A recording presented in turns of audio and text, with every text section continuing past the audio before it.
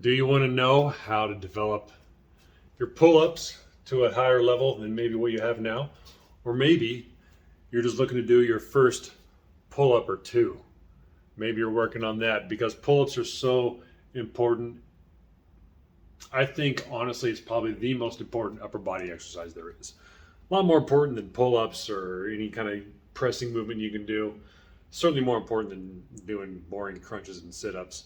The pull up is where it's at. That's what you got to develop. But a lot of people, unfortunately, have a hard time with this exercise. And why is that?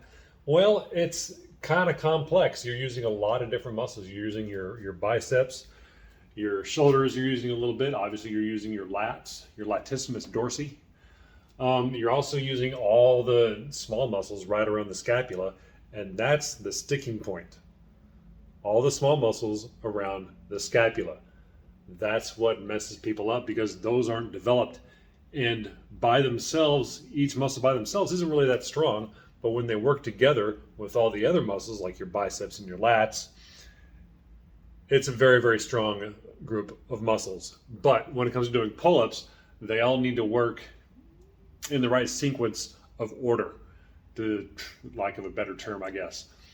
So first off, who am I and why would I be trying to tell anybody this? Well, I used to do flying trapeze professionally. I was a professional flying trapeze catcher. Not only could I do pull ups, I could do pull ups swinging from a bar 30 to 40 feet up in the air, and I could do them upside down. If that even makes sense. I don't just say that if I have to show people, and eventually I probably will, because it'd be pretty cool. But here's one of the most important things, people. If you want to develop your pull ups to a better standard than what they are now, you have to develop the scapular muscles, all the muscles around the scapula. That's what you want to develop. And the best way is to just start hanging. Start hanging around on the bar. And you've got three main hangs you're going to start doing. You got your dead hang, where you're just hanging straight down. You're not putting any real muscle into it. You're just hanging. You're letting your shoulders relax. Everything is relaxed as much as possible. You're just using your grip and your grip only just to hang off the bar. This will help develop your grip, your connective tissues in your shoulders and your arms and elbows and all around the scapula.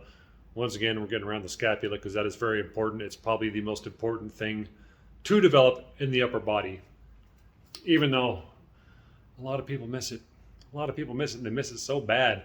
Even a lot of really long-time fitness instructors, because I don't think they have any kind of background in, acrobatics or gymnastics.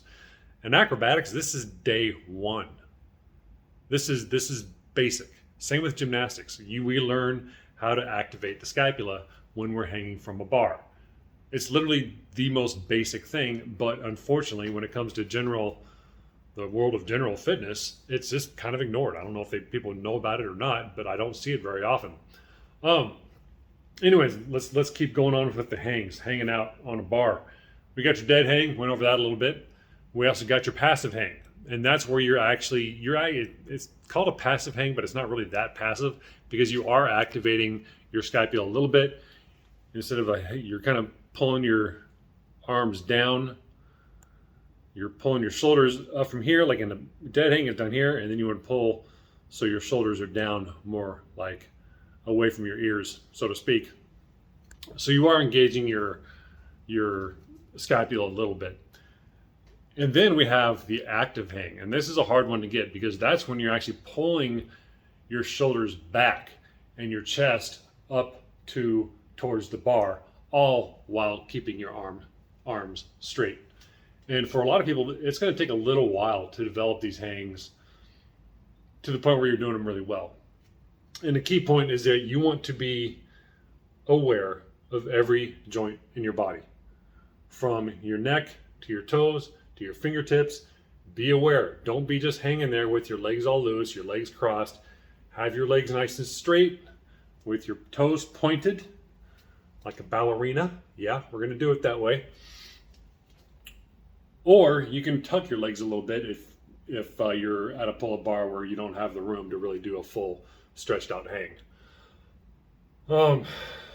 Beyond that, once you start getting that, you need to start working on your scapula pulls.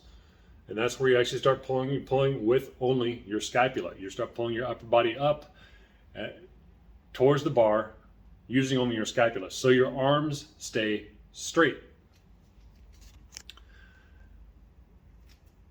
Once you start getting good at that, you want to be able to do 8 to 10 of these.